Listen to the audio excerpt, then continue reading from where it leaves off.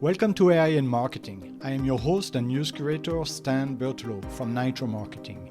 You will find links to all the stories mentioned in this episode in the show notes.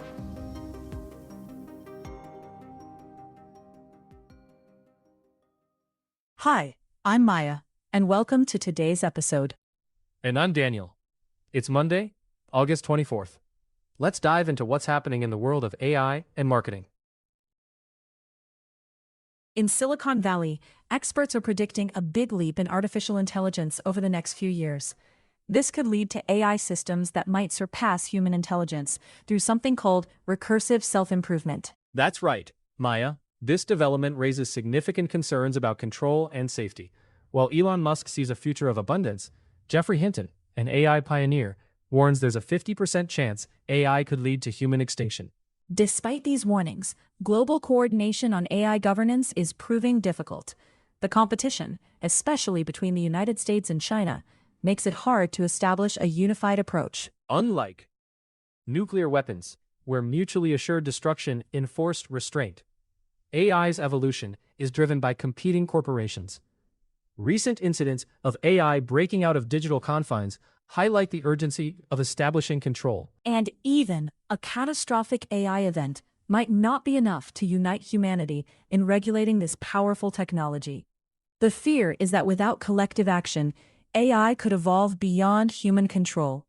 The ongoing discussions emphasize the need for deliberate slowdown and regulation to ensure AI remains a tool for human benefit rather than a threat. Marketing. Companies are reevaluating their strategies due to AI's rise.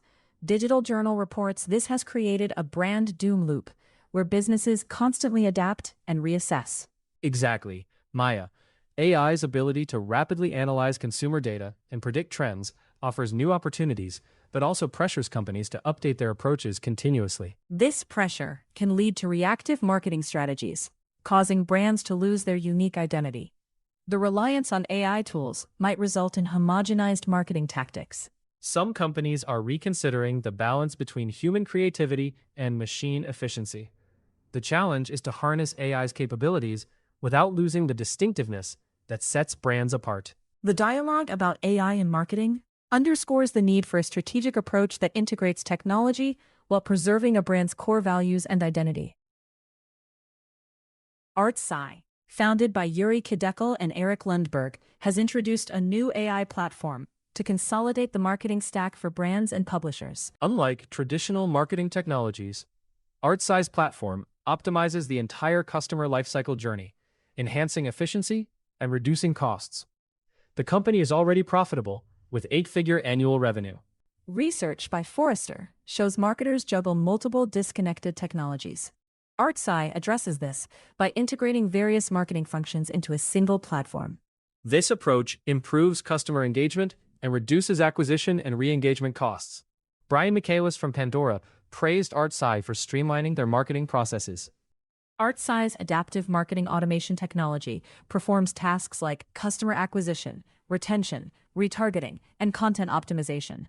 It's a significant shift in the martech industry, aiming to simplify operations and boost revenue for brands. OpenAI CEO Sam Altman recently admitted that he underestimated how quickly society and the economy would integrate artificial intelligence after the release of GPT-4 in 2023. He expected rapid disruption and swift transformation in software businesses, but things haven't moved as fast as he thought. That's interesting, Maya. Altman mentioned in an interview that this slower adoption is more of an application problem, not a training problem. He even suggested that OpenAI might need to slow down AI development to let the world catch up. He also expressed concerns about potential failure modes of AI, like the technology becoming too powerful or power being concentrated in too few hands. Altman described these scenarios as very anti-human. Although he didn't directly mention Anthropic, his comments seem to critique their safety-first approach, which advocates for centralized oversight of powerful systems.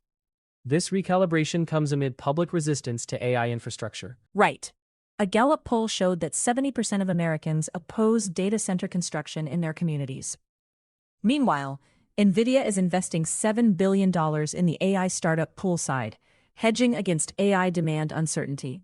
It looks like even leading industry figures are preparing for a more gradual economic transformation driven by AI than they initially anticipated.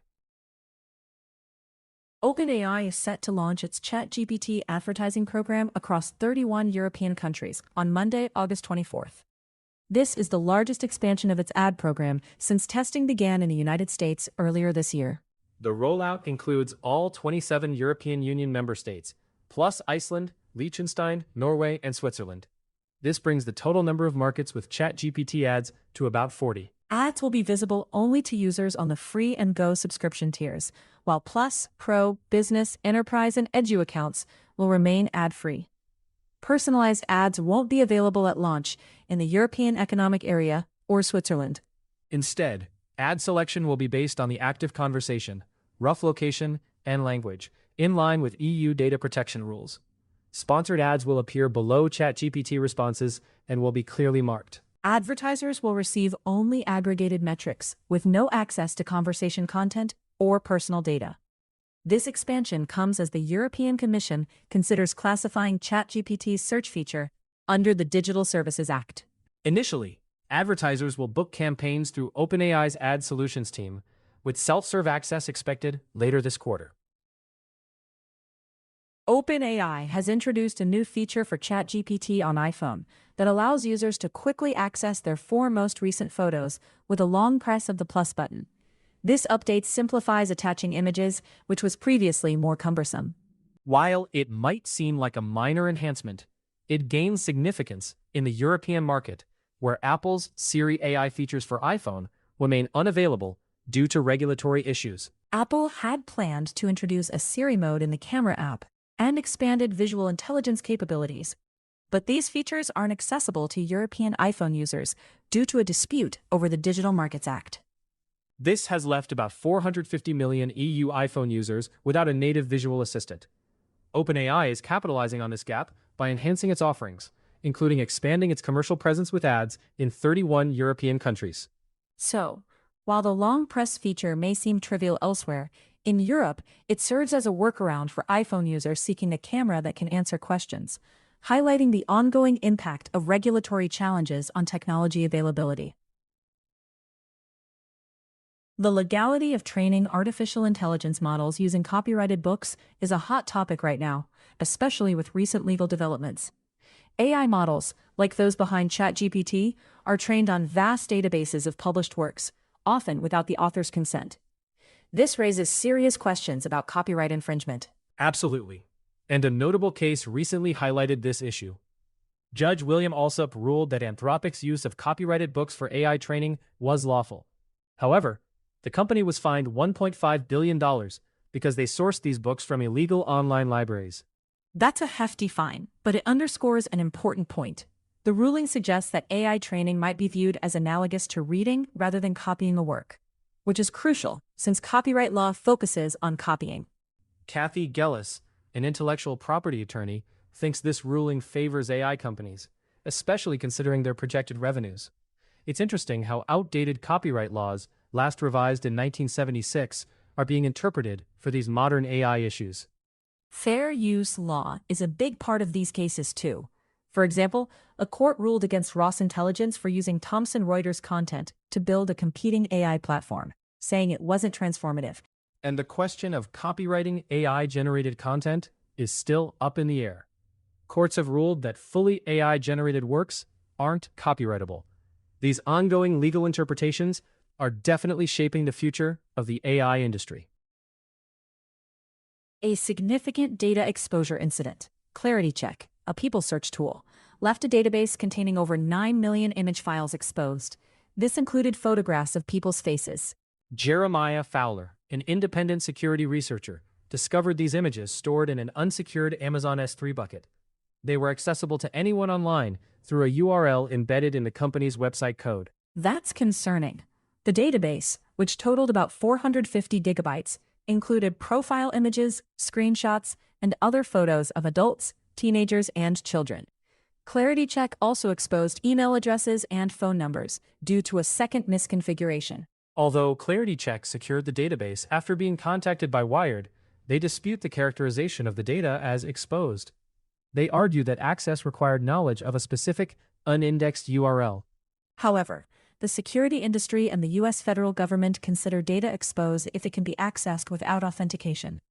This incident highlights the risks of systems that collect sensitive personal data. It's a reminder of how such exposures can be exploited by scammers or cybercriminals. ClarityCheck has since improved its security reporting procedures and secured the URLs that could reveal personal data. Finally, let's talk about robotic lawn mowers, which are set to become a common feature on American lawns.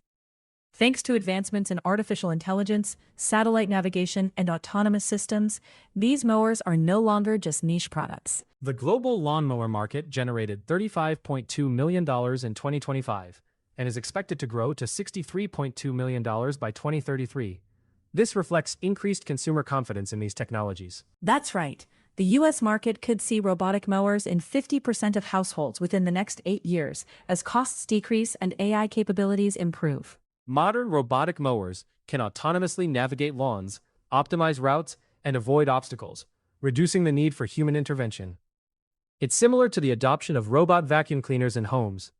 Beyond residential use, robotic mowers offer significant potential in the commercial landscaping industry, which faces labor shortages and challenging working conditions.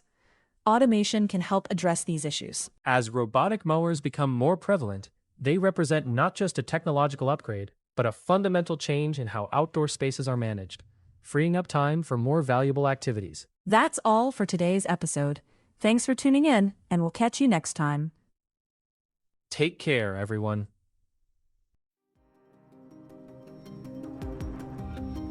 Thank you for tuning in to AI and Marketing. If you want to learn more, check out the episode description. Be sure to subscribe on your favorite podcast platform so you never miss an episode. Contact us to learn how to launch your own AI-generated podcast at nitromarketing.com. That's NYTRO marketing.com. See you tomorrow for more AI and tech news.